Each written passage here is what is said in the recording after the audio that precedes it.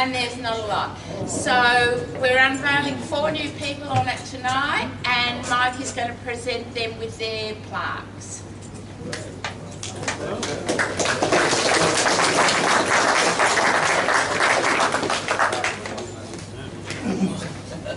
Okay, I'm going to find my glasses. Okay, so the first one is actually the first one. So we go back to 1975, 1978, Perie, Banou. John Sanders, can you come up and get your next Circumnavigators Award, please?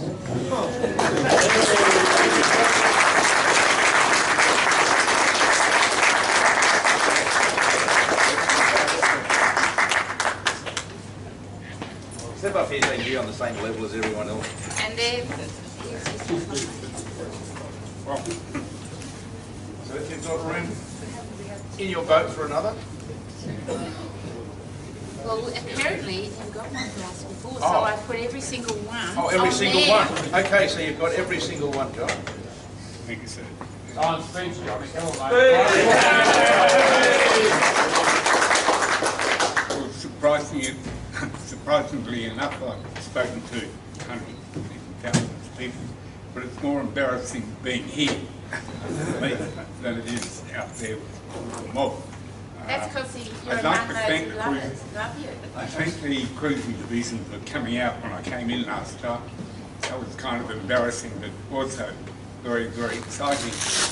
Years and years ago, decades ago, Hancock and Wright started an independent newspaper, and Peter Wright said they did some research into sporting, what the public would follow, and whatever. And yachting, as we know, the kind of elite yachting was not popular. They used to put it in the paper, but it said it doesn't sell papers. The exception is people like myself, because the mum and dads from muck and budding or wild catching or something be very interested when you're sailing towards Mauritius or Madagascar and there's a big low storm developing to the north. And that makes newspaper stuff. So you're very worthy people. So, John, stay.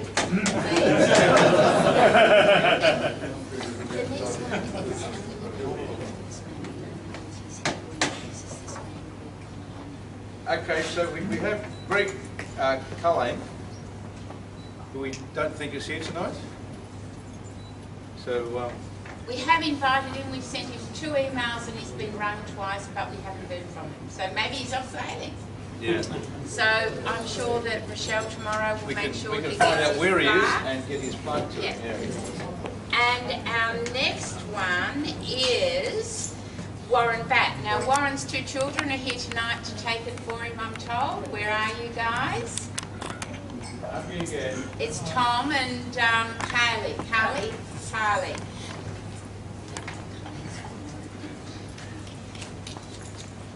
Come up here. So you've actually both done some of the legs of the circumnavigation? About half. About half? And He's done. you've done bits? After it. Okay, well, He wanted to say that it was a real honour and thank you, like he's really humbled to finally make the wall and what else? Yeah. It's pretty awesome hobby, isn't it?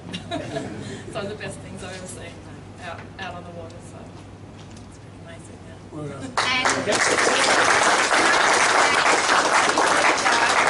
got a text from Warren this afternoon to thank us all for all our support over his 20-year circumnavigation, but also to say how honoured he is to know that he's gone on the board with John Sanders and that he wanted a photo of his 2 children and the plaque with John Sanders. So, okay.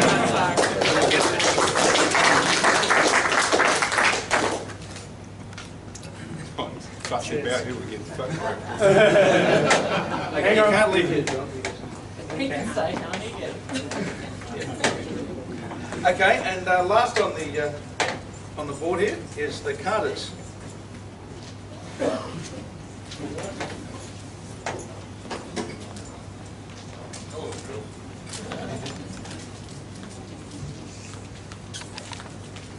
Okay, Jill and Paul, 2007 to 2018, so it was quite a trip. It's been an adventure. It has to be an adventure. And the best part of the adventure is I had a girl who went with me. And a girl who goes sailing around the world with you, you've done better than winning lotto. Well done, thank you.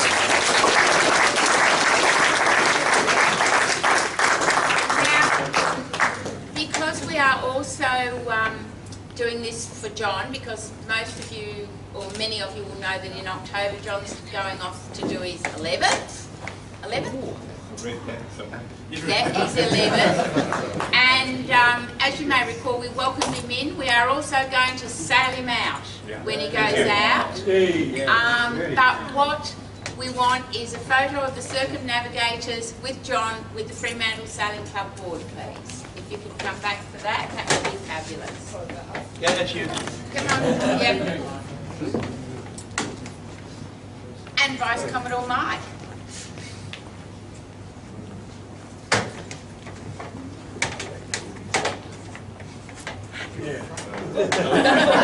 Just see the board and make sure it doesn't fall over. Should we in the middle here, John? I feel like you're on us.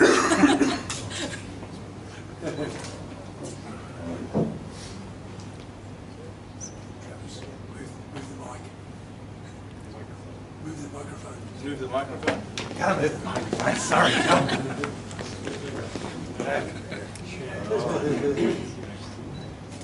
Nothing to say anyway. Thank you.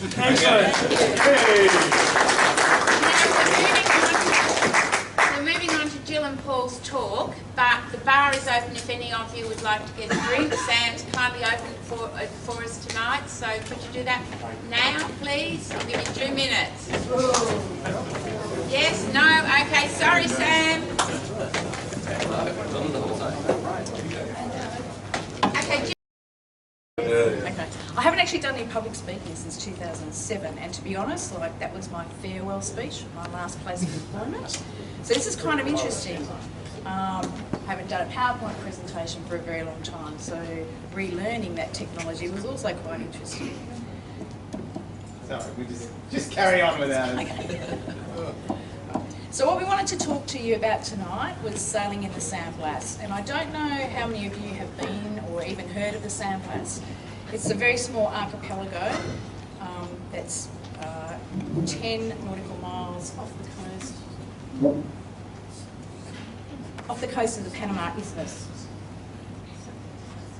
So it was called the San Bellows by privateers, including our good favourite friend William Dampier, and it was a haven for pirates during the late 1600s. There are 378 islands and keys, with only 51 that are permanently settled, and the indigenous people of the islands are called the Gurneyala. So on the map it's called the San Blas, but the local indigenous people prefer the term Gurneyala. That's their culture, that's their name, that's what they prefer the islands to be called. There's about 50,000 of them. They live across 4 designated administrative areas, and as a rule they're basically pretty laid back, pretty relaxed, very comfortable, but if they are if they're threatened in any way, they become quite fierce and formidable. They were the only indigenous South American or Central American people who were not actually conquered by the conquistadors. And they're the second smallest nation of people in the world. So they're just a smidge taller than pygmies. They're the nicest, ferocious little bastards you're ever going to meet. Okay, better? Okay. The last official hydrographic surveys of the Panamanian waters were completed in 2015. And in the late 1990s, a guy by the name of Eric Barjas arrived in Panama, and he immediately saw that there were issues around being able to navigate these waters. So he discovered there was a real need to produce a really specific cruising guide. The electronic charts we discovered from talking to other cruisers while we were there are out on average by around 200 metres. So you need very careful eyeball navigation. There's lots of tricky little reefs and interesting little systems to be able to deal with. So the Bajas Guide is basically the essential cruising guide that you need for Panama, and in particular in the San Blas. We arrived in Panama in late June 2015. Yep. And after we organised our local cruising permit in Panama, we'd actually come from Jamaica straight to Panama and into Colón. We got our navigation certificate, our permission de navigation from Maritime, and did our research around what we should be doing in the San Blas, and then headed off and went off exploring the islands. We decided that we would choose the Western Islands, so Chichime, the East Lemon Keys, and what they call the Hollandaise. The islands these islands lay the furthest from the coast, and they're very famous for their stunning turquoise waters, their beautiful white sandy beaches, and absolutely beautiful snorkeling. So we day hopped from Shelter Bay to Portobello and to Punta Macola, and then we arrived at Chichime just before 2 o'clock in the afternoon. So this is the actual Google Earth photograph of Chichime. So Chichime is being the larger island here, and then there's a small island on the other side.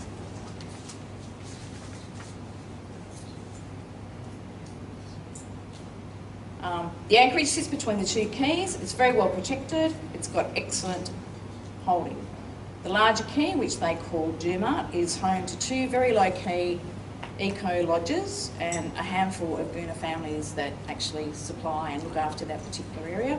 And the other island has only 2 traditional huts, and they're separated by quite a large coconut grove. When we went ashore, we immediately met a couple called Aaron and Dixie, who were managing the particular eco lodge. It belonged to Dixie's family, and we discovered quite a number of things. We discovered that it's a very matriarchal society. The women manage all the money, all the finance, make all of the very important decisions. As it should be. It's matrilineal, so when husband marries into a family, he takes his wife's name. As it should be. Especially if your husband's name's first. He moves into the bride's family home. Property is actually passed down from mother to daughter rather than father to son, and the groom takes his wife's name. So Mr. Rhodes here.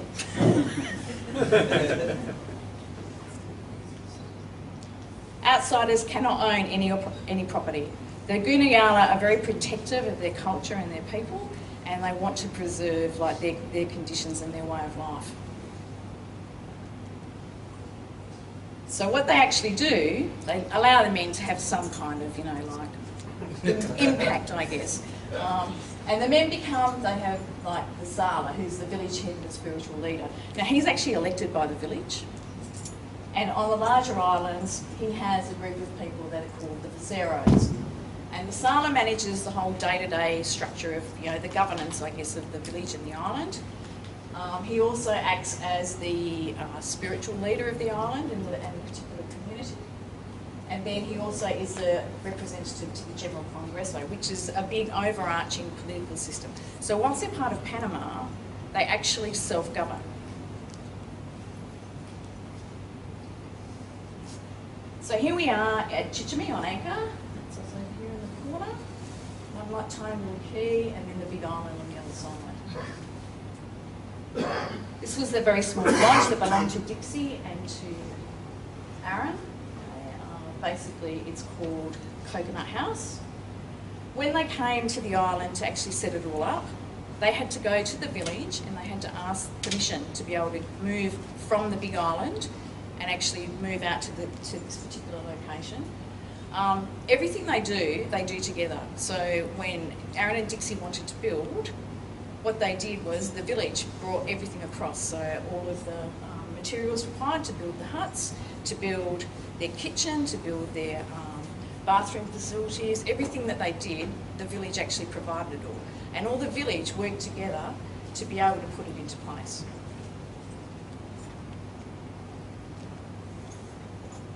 They're not rich, they don't have great facilities. The Guniala, the Congresso, likes to manage like the technology that they use, so they've got some very basic mobile phone facilities. Some of them don't have outboards.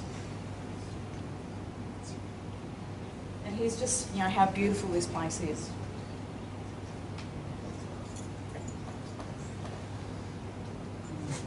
Beautiful, crystal clear water. So we decided one day that we wanted to take a trip to the Big Island, to Kati, and hopped on the local transport, took ourselves to Kati. Here we are on the dock, and we took a visit to the Congresso Hall. So this is like the village hall, this is where they have their nightly meetings, this is where they talk about all of the things that happen. So if, let's say Paul's a local gooner and he wants to build a house, he has to go to the village meeting and he has to explain what it is he wants to do, and they'll decide if what he wants is acceptable, and then they'll all decide how they're going to build that village, build that home as a community. Aaron and Dixie wanted to buy a generator because they were having backpacker guests and they needed to have generation. So they had to go to the Congresso and talk to the sailor in front of all of the village and actually ask permission, one, to even have the generator, and two, to go to Panama City and actually purchase it. So they can't just be, you know, like free and easy and head to Panama City and come back and sort of, you know, like be very modern. They have to do whatever the village thinks is a great idea. When we were in Kati, we took a bit of a stroll around the island with Aaron, that's his family island, and we met some of the ladies who were very busily putting together these beautiful bracelets that they call Winnie, and they were also displaying their molars. So, what is a molar? In the old days, before missionaries arrived, the molar was basically a tattoo that the ladies wore as opposed to wearing any kind of dress from neck to waist. When the missionaries arrived and they convinced them that, you know, that wasn't the way to go, they translated what they were doing onto some reverse applique work. Some samples. Pass them around. I might put it on. No, this is for the girls. But yeah, You you'll have can a look model it at for. We're what- okay with that. You're saying those patterns were tattooed onto the body? Onto the ladies, yeah, it was part of their traditional dress, and I use that in the most loosest term. They used to have these designs patterned, like tattooed onto them. And when the missionaries decided that that wasn't a great thing for them to do, and they convinced them they should be wearing clothes, they translated all of these traditional artworks, basically, onto fabric.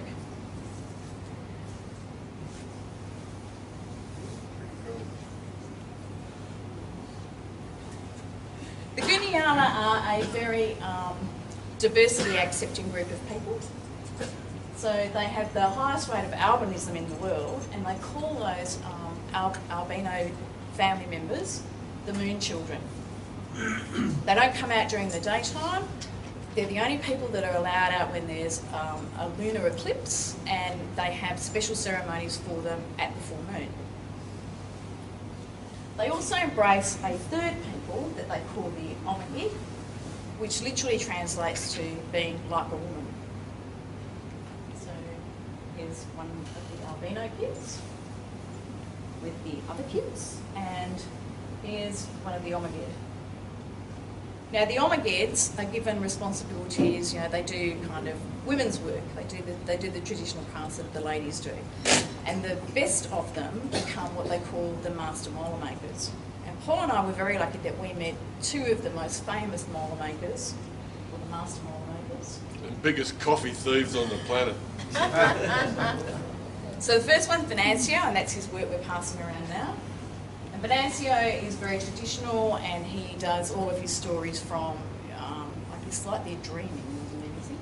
So it's all to do with anything to do with yachts. So he's got the big turtle, and we've got dolphins, and we've got chickens, and there's all kinds of different things that depict, you know, family life and island life.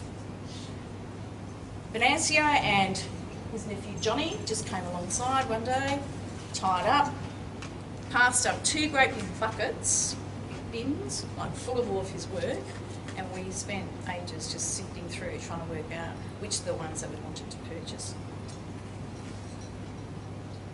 We also met the amazing Molar Lisa. Molar Lisa does traditional things, but then she's diversified into more useful, practical applications. So she uses traditional designs. She makes things like stubby holders, wine bottle holders, you know, all kinds of other things.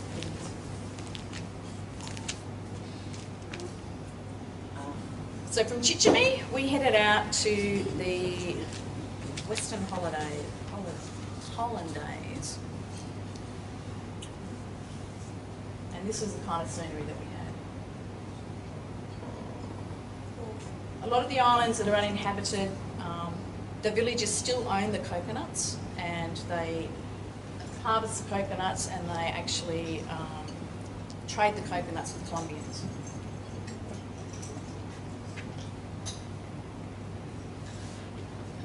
So, village life, and you'll see the winnie, which they wear, arms and legs, coconut gathering hut, another sunset.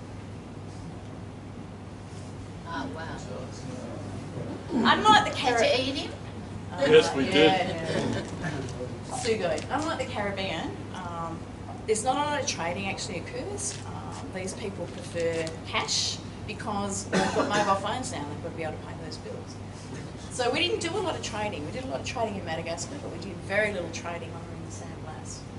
But we did trade occasionally a coconut for some personal insect repellent, traded a coconut to charge someone's mobile phone. Mostly cash to buy these beautiful big crabs that they call sugo, and lobsters, spiny lobsters.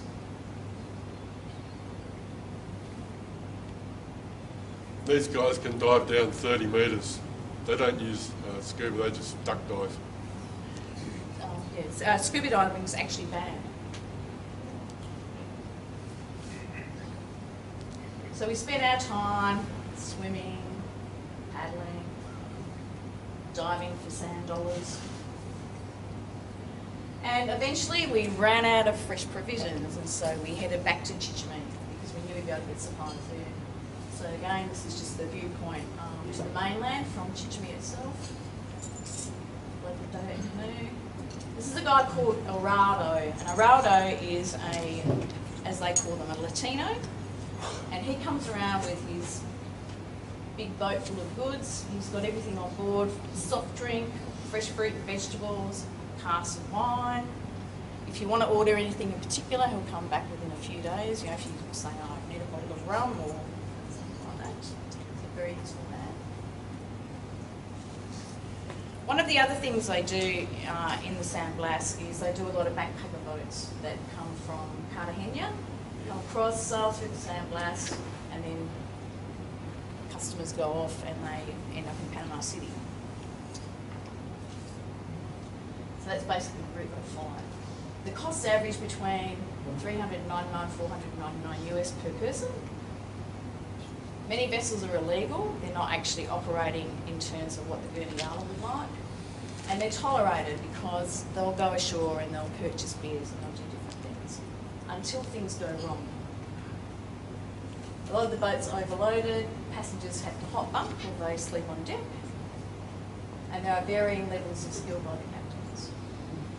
So when it goes wrong, it goes horribly wrong. And this was actually at Chichime, a boat called Josephine. It was absolutely loaded with different passengers. Ran up on the reef between the two islands. The guys are an Austrian fellow called Fritz, He also owned an old sandblast ferry. He decided that the way he was going to get Josephine off the reef was to bring the sandblast ferry, which he then ran up on the outer reef. And that's where it ended up. But the Gurniala were very impressed. The Gurniala were very upset, but they're also very adept at stripping vessels as well, because, you know, it runs aground, it belongs to the community. So they're very quick at stripping them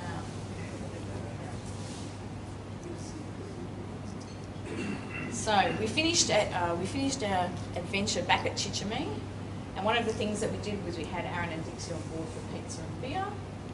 So this is me with Aaron and Dixie. There's Paul with Aaron and Dixie. And of course we had to have Venancio and his brother Romano back. They were wanting to go to Panama City. They'd got a phone call from a guy who was Australian, but he happened to be in the UK, who was travelling to Panama. He wanted to buy some molars, and he wanted them to meet him in Panama City. And at this point, like, they weren't too sure what they were supposed to do. So this is the two of them very intently looking at one of our iPads, at Google Maps, which they'd never ever seen before, working out what they were going to do and how they were going to deal with things. A lot of the time when we had them on board, we have a big globe on the boat, and they would start talking to us about where is this place and where is that place. So we'd get the globe out and we'd actually explain to them, you know, like different locations. And every single time it would be, how far is this from the Gurniala? And so we have to rapidly like try and calculate. It's, you know, X amount of nautical miles to Tokyo, or it's X amount of nautical miles to wherever. They've never been on a plane. They've got no intention of ever going on a plane. They've got curiosity about the world, but only from the point of view that they meet so many people that are travelling through. They just want an idea of where they come from. So that was our Gurniala adventure. And after the first day, when they came aboard to sell Jules some molars, we said, I'll come back and have a coffee. They came back every single day and had a couple of coffees. We ran out of coffee, sugar and milk. Questions, guys? We've got 5 minutes for questions. Although we don't have to race downstairs to the bar now because they've opened one upstairs. What can I ask the currency and the language? They speak Spanish, they speak their own language, and some of them speak quite good English. The currency is either US dollar or the Balboa, which is the currency of Panama. But they kind of peg the Balboa to the US dollar, so it's all the same. Can I ask you a question about the other part of your trip that I've read about, and particularly the problems you had, unfortunately, with your rudder, that a couple of times, and you had to get another rudder and that. Can you tell us more about, you know, a bit about what happened and what was involved in getting a replacement rudder? Right. Well, we're running away to the. I don't need the microphone. Running away to the Marquesas from Galapagos, and we were 820 nautical miles to go to Nuka Hiva, and it was about 9 or 10 o'clock at night, and we were going along doing 7 or 8 knots quite well, and then we just slowed down. We slowed down to about 4 or 5 knots, then down to 3 knots, and the rudder just went bang. It was a dagger rudder, and just bang, it was gone. It broke off. So there wasn't much we could do that night. So we just packed everything up, got the sails down, and got up the next morning to see what was going on. So I dived underneath the boat and got the crap stuck out of me, because at that latitude there's a lot of jellyfish in the water, and they got pretty mean stingers, I can tell you. And found that what was left underneath from the base of the hull, we had about that much rudder left, and the rest of it was broken off. The way they'd manufactured the rudder was a 3.5 inch shaft down to a 2 inch shaft, which was Preston welded into the 3.5 inch shaft, and that's where it broke at the joint. So before we'd left Fremantle, I'd made an emergency tiller system for the boat. So we got that out and we bolted it all together and got underway by about midday the following day. And 10 days later we were in Nuka Hiva. We were doing 80 to 90 miles a day because I could only till steer with daylight. And yeah, we got to Nuka Hiva. On the way to Nuka Hiva, Jill had been on the radio and got the agent that we were meeting there to check into French Polynesia. They'd flown out a piece of steel plate, 1 metre by 800 millimetres there, and we dropped the rudder shaft out of the boat, took it up to the panel beaters. I welded it onto what was left of the rudder stock, brought it back from the panel beaters, put it back in the boat, and about 2 weeks later we were on our way to Tahiti, where we could get lifted and remanufacture a proper rudder. So we had to do the rudder in the water. There were no lifting facilities at all at Nuka Hiva. Yeah, so and we had to get some weight forward to get that part of the hull out of the water, because we had a 3.5 inch hole straight into the boat, dropping the stock out. Thanks. Thank you. Any other questions? Annie? It's just so beautiful to see these pristine waters and these, I guess, really isolated people in the kind of global world we live. But as we're also aware, climate change is affecting these atolls and low-lying waters, and also the ocean pollution. Is there any awareness of it in the Sunblast? There is. They've taken steps to do a number of things themselves to manage their waste. They're very specific about what you do as a cruiser. Like it was our responsibility to get rid of like our own waste. So we would go out to a tiny little sand islet and take what we could actually burn, and we would just kind of burn it and get rid of it that way. They recycle. They're aware of climate change, but they don't quite know how to manage that process. I think that's but it's a long-term thing that they really need to be thinking about, because obviously these little sand caves, like, there's not a lot of depth in each of the anchorages, and so they kind of know, okay, well, as the water level is rising, it's going to impact obviously on each of those little islands that they have. Yeah, Chichimee at high tide the rest of the island wouldn't be more than 1 metre above sea level. Okay, it's time we sort of move on. We're not doing last week. Any more questions? Was that the highlight? Was that your favourite bit? It's my second favourite place in like ever. My most favourite place was a tiny little atoll in French Polynesia called Molar, and we were there technically illegally because we checked out of French Polynesia in Bora Bora, and then we'd spent 3 weeks at this tiny little place where there are 25 people that live on the atoll. They grow coconuts and they feed you coconut crab. How beautiful. Okay, now look, I'm just going to do some thank you. Can I have the lights up a bit, please? Sam, Travis, Carolyn, someone? Sam, put the lights up. because I can't read without the lights. Okay, all I can say is I've only met these guys tonight, but everybody I know said to me they are going to so undermine what they have done. What they have done is circumnavigated the world.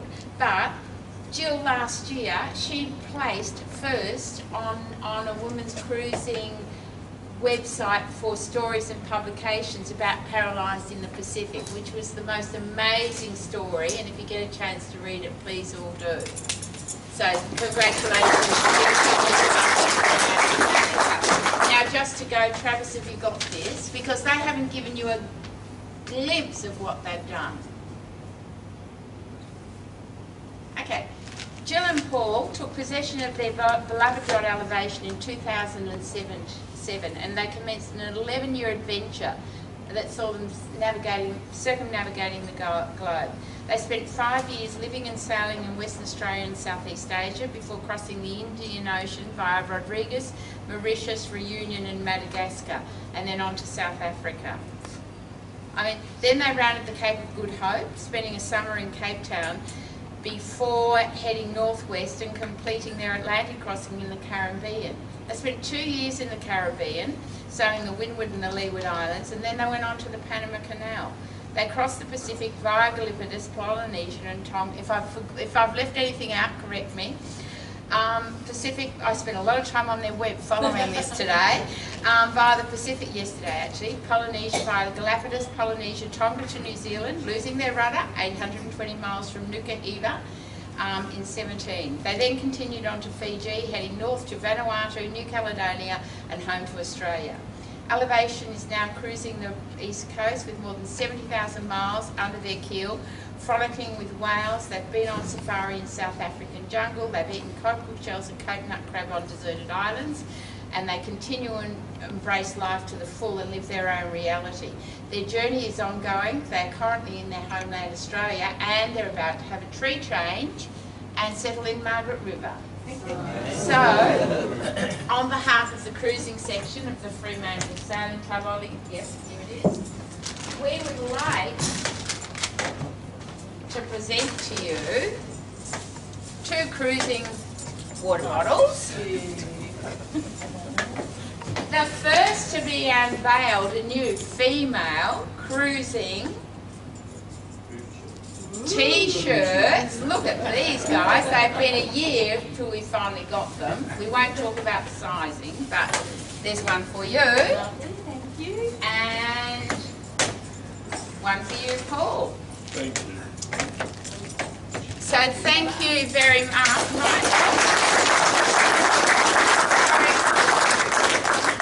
Our Vice Commodore wants to say something to us. Oh, there was something else too. Yes. So while you've been away and racked up so many amazing miles, the cruising section have voted you Cruisers of the Year. Oh my gosh. Did it?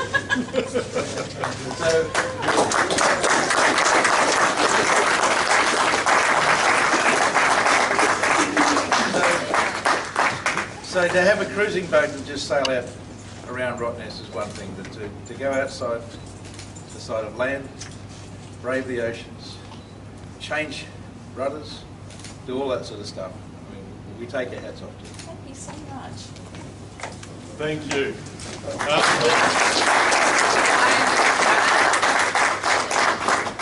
And we have one thing. Last year after Cruiser of the Year, and I've got another message I have to the immediate past Commodore Bill Burbage gave us a log, but you mightn't have use for it. Guest book. No, it's not a log. Yeah, I know it's a log, but it could be a gift. He said, and he wanted us to give it ongoing, and he wanted to start a tradition, I think, wasn't that right, Steve? That every year the past Commodore would give the next Cruiser of the Year a logbook. So here it is, but if you don't think you have use for it, you could give it back and we'll give it to next year's Cruiser. Well, we'll see how we go. We don't know what the future's going to bring when that time frame's going to Now, come. I have one message that I received just a little while ago. Excuse me for 2 minutes, because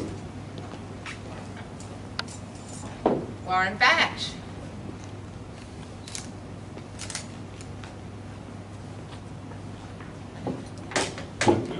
Congratulations to Paul and Jill for being Circumnavigators and for being Cruisers of the Year.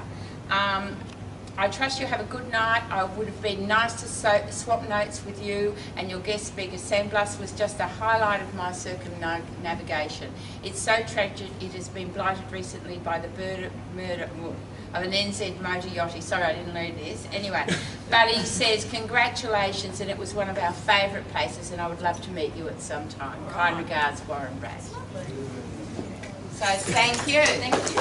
Now, somewhere we have champagne. Even better. Coming out. So there's champagne for everybody to celebrate our Cruisers of the Year. Thank you. And before we wind up, thank you to the Fremantle Sailing Club. I mean, we lived aboard here when we first brought the boat back from Sydney for 3 years, and it really was a fabulous 3 years. This is a great place. And let's make it great again. Yeah, I think Yeah, you can't keep that that one goes downstairs. Can we get lots of photos of them with that one? John, do you want a photo What with is the Cruiser of the elevation? What's Year the boat? plaque as well? Years and 48. Right. Can we have a photo with John too, because we're going to fundraise for him very soon, because he's going a land for the 11th time. Come on, John, where are you?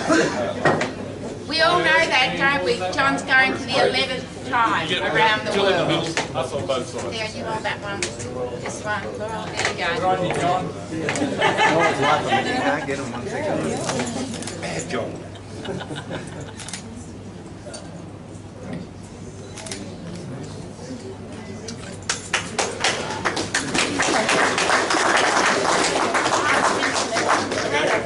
You guys. Stay here and grab it. Stay here and grab it, glasses. Yep, there you go, guys. There you are. Oh, look.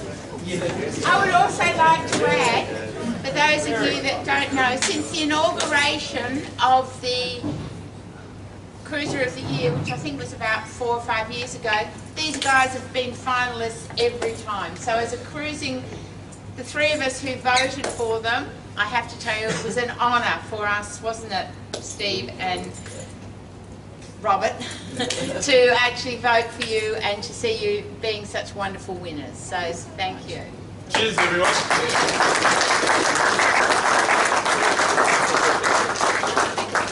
Cheers. Everyone get their champagne? It's not often Fremantle Sailing Club gives you a free drink. Grab it.